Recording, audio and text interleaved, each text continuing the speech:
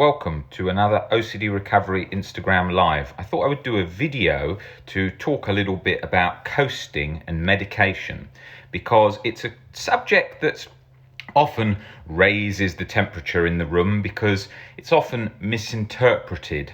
So I thought I would come on here to give a sort of a broader explanation of why it's so important to understand how coasting relates to medication as well as not just the OCD recovery journey.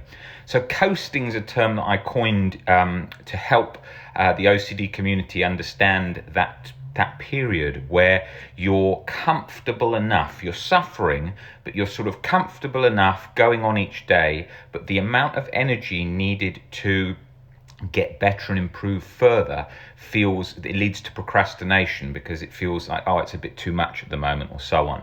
And so then what happens is the energy needed to move forward doesn't actually occur. So we end up staying in this position of coasting where we're just going along the same as we are, maybe month upon month, year upon year, where we're comfortable enough in the suffering, but we've sort of lost hope and motivation for various reasons. The most common reasons being that you've most likely tried some different therapy of ERP and so on, and read a fair amount on the subject. But as we know, and what all the work that I do is about, is showing that unless you have a deeper level of acceptance and understand how to break down those fears that are at the core there, it doesn't release. OCD kind of latches on like a limpet, and it doesn't release like that. So it's no wonder that people get to a position where they become they get into a position where they sort of start losing hope, or they just get comfortable in the suffering position they're in, and then they roll with that and they don't move forward. They're sort of lumping the suffering, so they can't move forward with the acceptance. They've just got the sort of weight of the suffering on their back, but they're comfortable enough in that suffering to not work further than that point at the moment because there's not that push.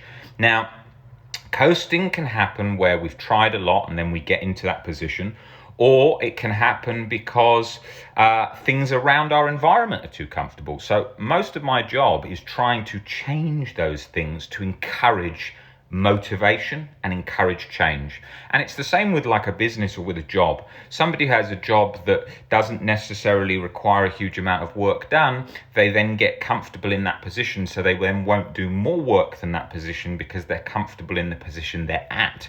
So we see that a lot in various jobs in the world where people get to a certain position in their job where they feel comfortable enough and they don't feel like they need to do more than, because the amount of work they're doing just keeps everything balanced enough as it is. So that's why for you to improve your careers, or any humans to improve their careers, to constantly be thinking, what can I do next? What can I move? So we're changing this position of comfort, because the comfort's where there's not development. And that's the same reason why people who often come from very tough backgrounds succeed a lot in their careers, because they've had that real push with no other way to move forward. So they've had to do it. And that's very much the same with OCD. People have to get better if they're really ill because there's no other option. Now, when the problem comes in with coasting is we may have, for example, a family that's doing all our compulsions for us and loads of reassurance, so that can make us comfortable. So that person is not going to get out of their comfort zone. So I often have to work very close at getting the parents to back off and getting them to take risks and do exposures and so on.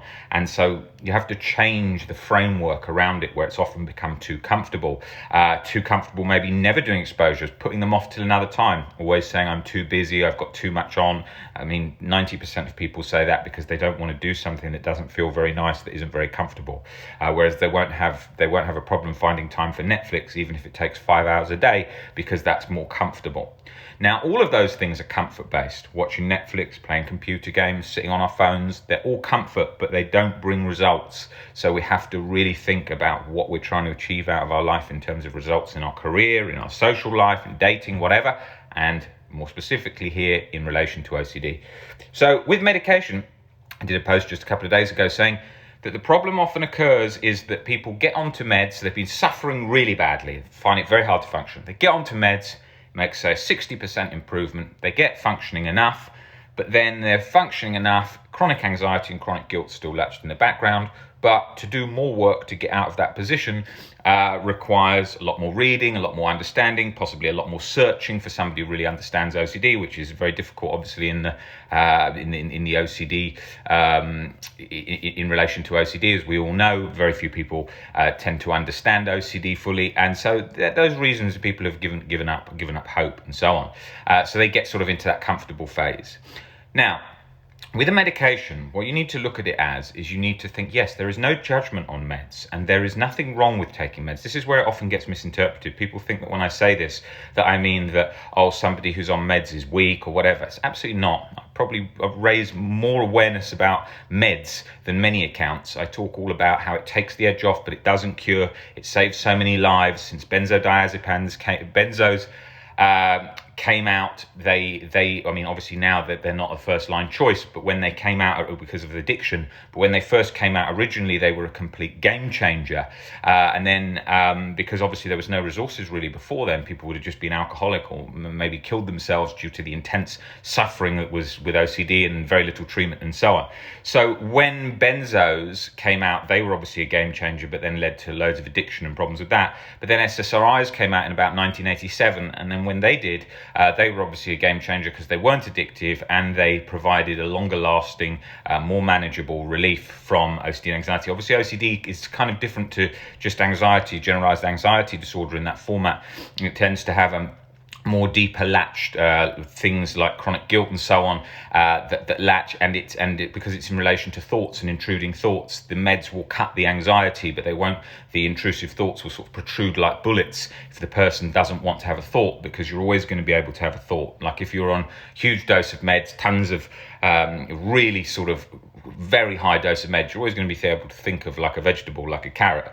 And if you don't want to have those thoughts or view them as bad, they're always going to come through because you're always going to be able to think, unless you're permanently knocked out, which obviously not the scenario that anyone wants for OCD recovery. Although we do chase going to sleep when we're suffering. So with this situation, what you have happen is, where things get misinterpreted, it's nothing to do with weakness, nothing to do with judgment, nothing to do with anything. Some people function on meds and get to and do work on getting better and feel great through the combination of the two, and meds are very, very helpful for them. And there is nothing wrong with that. There is, even if someone's coasting, there is no judgment on that. There's nothing wrong with that. But if you're finding that you've been on meds a long time and you're not putting in the work and you're not doing enough and you've just got kind of comfortable, that does not mean come off the meds. What it means is you be aware of that scenario. It's bringing awareness to that scenario and then work towards improving your recovery. But once you start to feel better and you feel more relief, you can speak with your doctor about reducing your meds in a balanced way so that you get so that you can come off meds. The long-term goal, and I've never really understood this, why people always make a comparison between inhalers and so on. I've often used those analogies in forms of other areas of OCD, but not in this not forms of OCD in relation to other areas when trying to sort of make analogies. But it's completely not relevant here. Yes, somebody who's asthmatic will use an inhaler because they've got a problem with their lungs. But if, for example, in a lot of cases, people exercise a lot more, feel better, and they use their inhaler less frequently. Okay, the goal of life is to take less pills. Yes, it's okay to take the pills. They're not causing long-term effects that we know of in a lot of cases.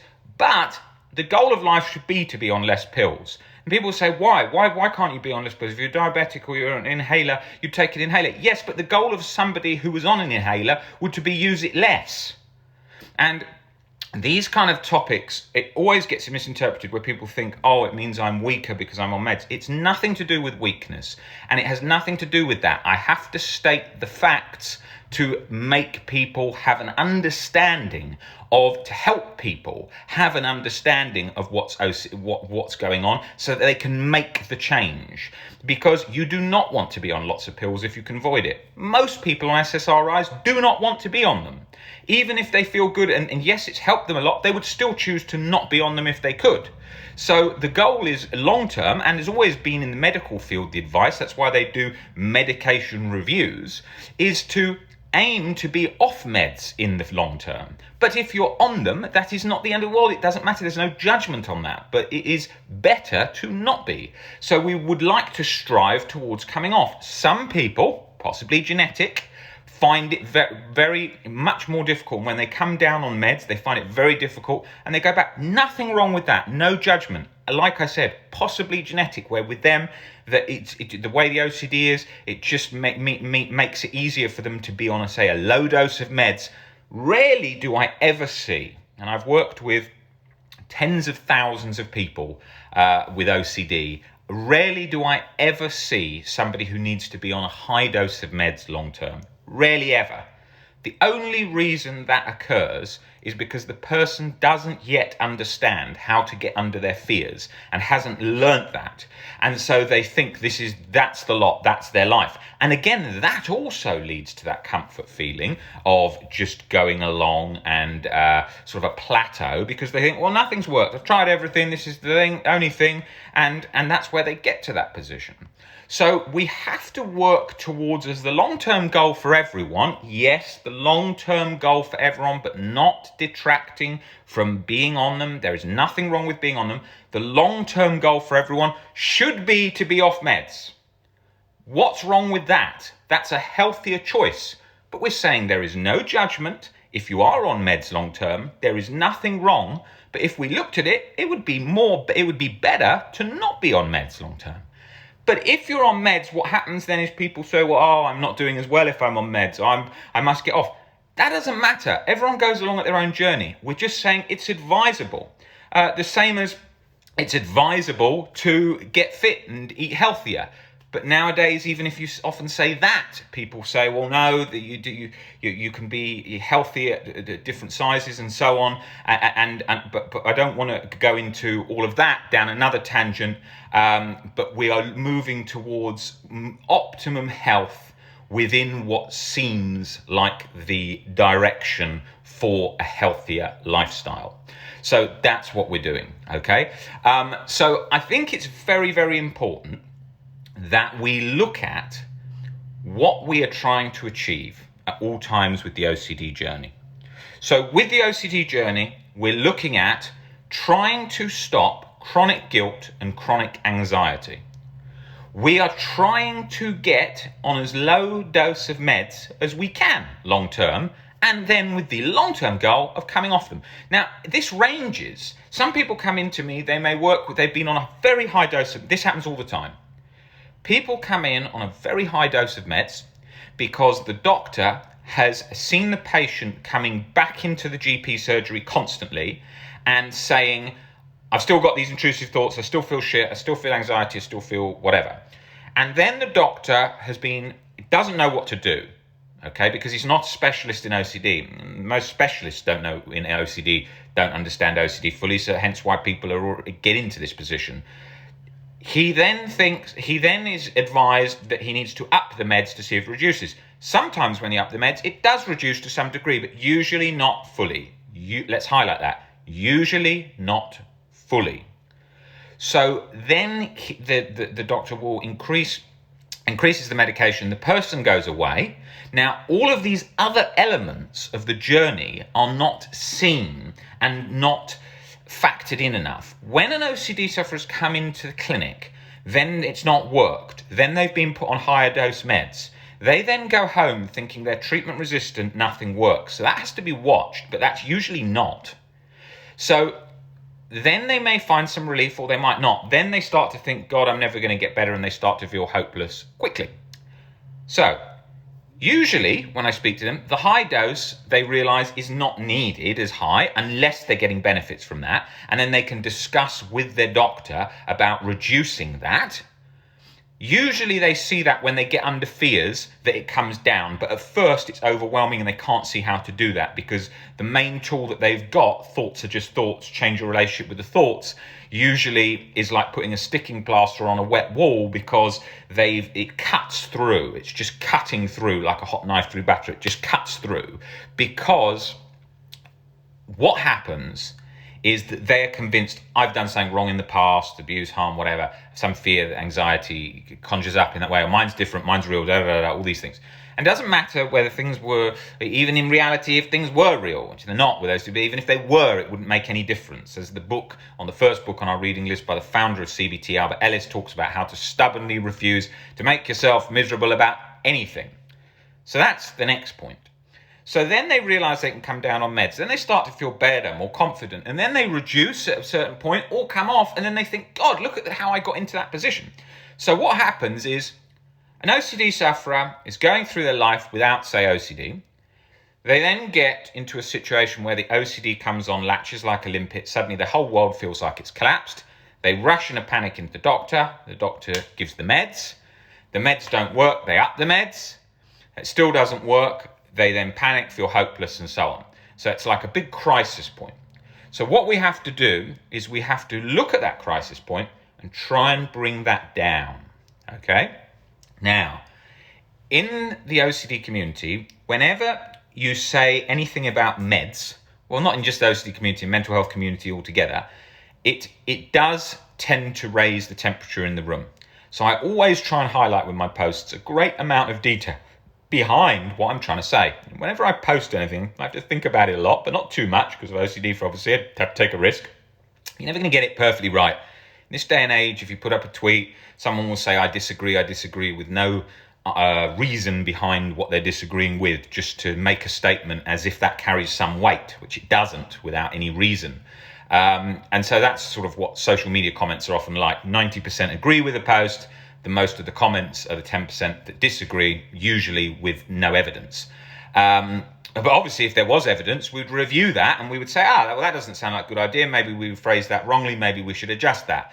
But usually, these are things that we've worked on for over a decade and we've seen, and it's just things that people tend to misinterpret or think. What happens is this. Let me explain this because this is a key point. People don't like to feel any feelings of discomfort. So if a statement or anything is said, especially in the mental health community, that makes you feel, oh God, I need to change, or oh, I'm not doing so well, or whatever, that's not a nice feeling. Now, if you really hate discomfort, you want to fire back straight away, disagree, I hate that, whatever. But actually you want to look at what's being said here. We don't say these things just randomly. For me, it would be much more easy to not say these things and have less dramas.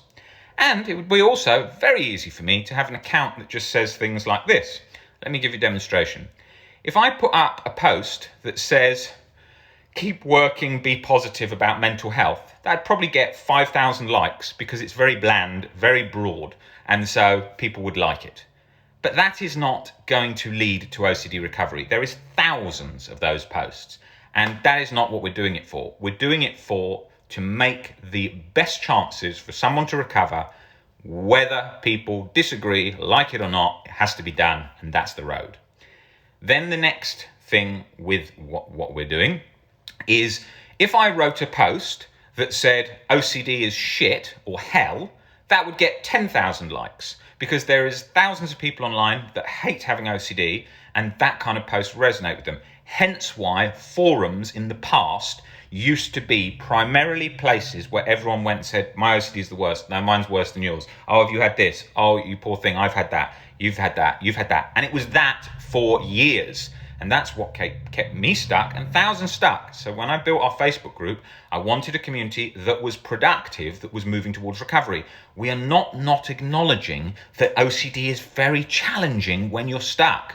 But what we're saying is that saying, oh, I'm stuck, this is shit, this is hell, over and over and over, delivers a zero return investment on your mental health. So we don't want to go down that cycle. So when I post things, I'm always thinking of what could I say to get the best result for the person who's reading it, and what could I say that's going to be the most productive in changing OCD long term, which is our goal and what we do. First, getting the person directly in front of us better. 2, trying to change OCD long term, change the narrative around OCD so it is more in a positive, constructive direction for optimum change for OCD. So that's it.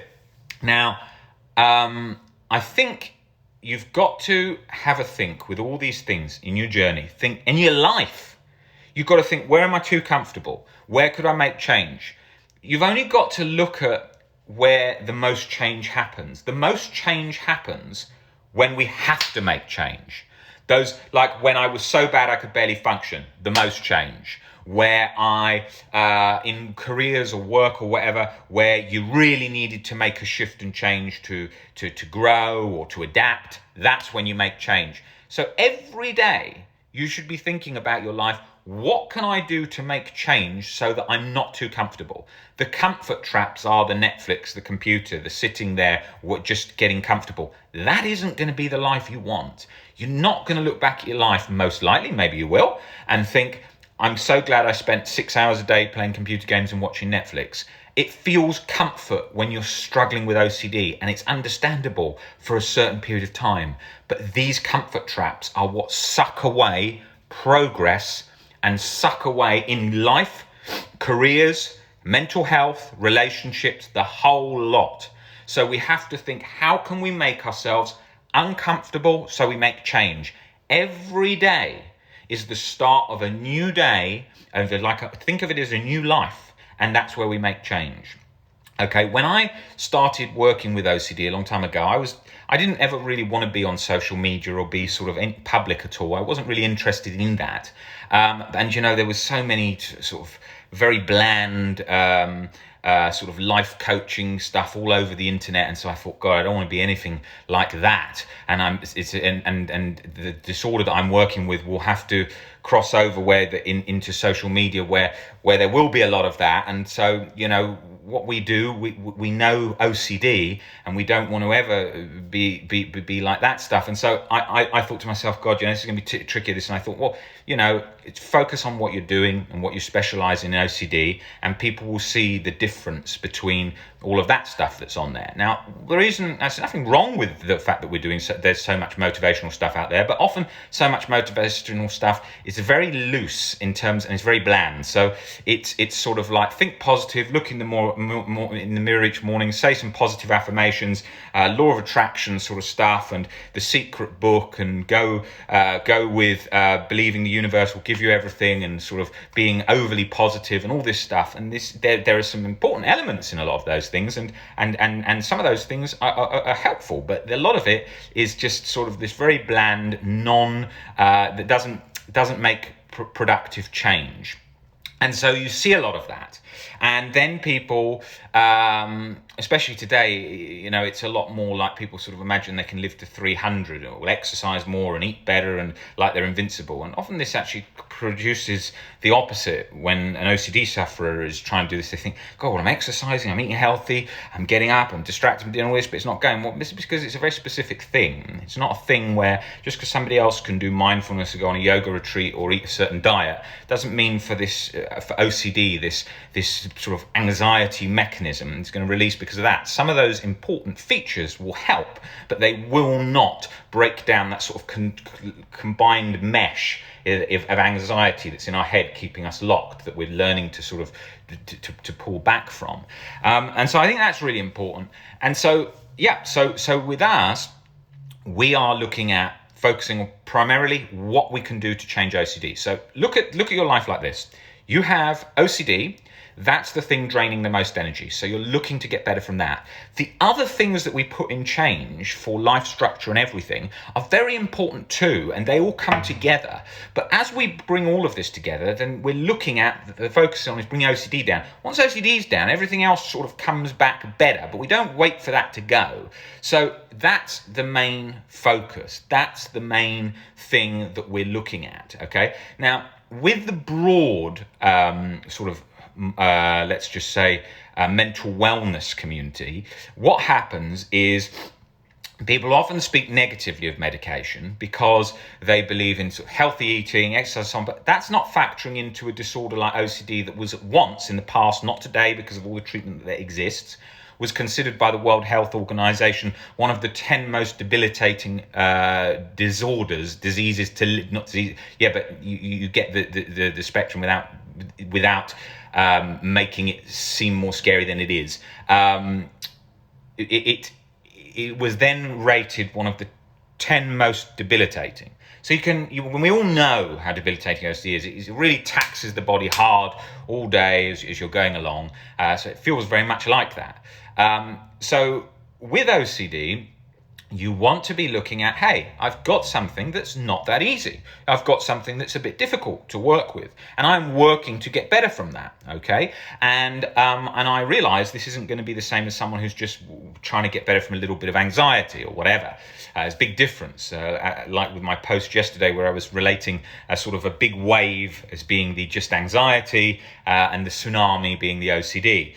Now, OCD, once you have the tools and understanding, loses the majority of its power quite quickly, but in the scheme of a lifetime, very quickly. Often you may notice a significant difference. I see people come in, some people notice a difference in a couple of weeks, a couple of months usually, that kind of thing, significant difference. Some people it takes longer. For me, it probably took around 18 months to get to a pretty good position. And I didn't have a sort of guided route like you. Had somewhat a guided route, but definitely not the amount of detail that you guys have got today. And so I think that's very important to draw on too, is the time process and understanding, okay, I am feeling stuck. Okay, this is pretty challenging at times. Okay, I am working to the optimum and not beating yourself up, but having an understanding of the process of what's going on. So yeah, I wanted to come on here. I wanted to quickly talk all about that because I thought when you just do a post, it doesn't give enough context to the whole thing. And let's remember, I'm working today still with thousands of people through our groups and for forums and in the one-to-ones and all the webinars and group calls we do every week. So you see much variety. Say 60% of people are taking meds. Some people it's a lifesaver. I often encourage many people to take meds where they're really struggling, and I tell them to speak to their doctor, and it's the best thing they ever did.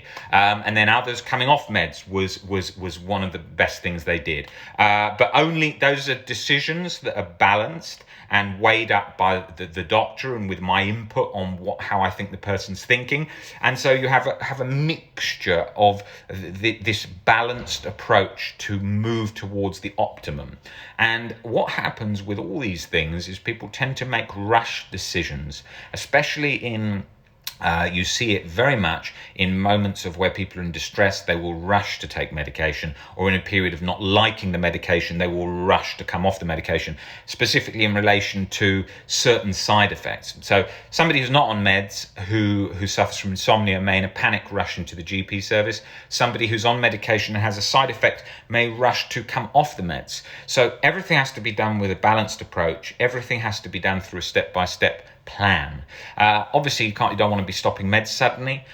Starting meds, if you've been thinking of starting them for a while, maybe people start them, and often people start them quite suddenly because they want relief and to make a change. But they can still weigh that up in a balanced way. So you've got that whole process needs to be what. The worst thing you can do is sort of stop meds suddenly, so you have terrible withdrawals, and start another med, then try that first couple of weeks where you're naturally more anxious. Quick, I need to change something else again, and that whole process becomes a disaster. So it's all got to come from a balanced approach, step by step. Another myth is that OCD sufferers have to take medication. It's not mandatory. I never took meds. Many people don't take meds. That's not a sign of strength, weakness. It's just, for me personally, I probably had an OCD about side effects, so I didn't want to take meds. Looking back, it would have probably helped a lot, take the edge off. But I decided not to.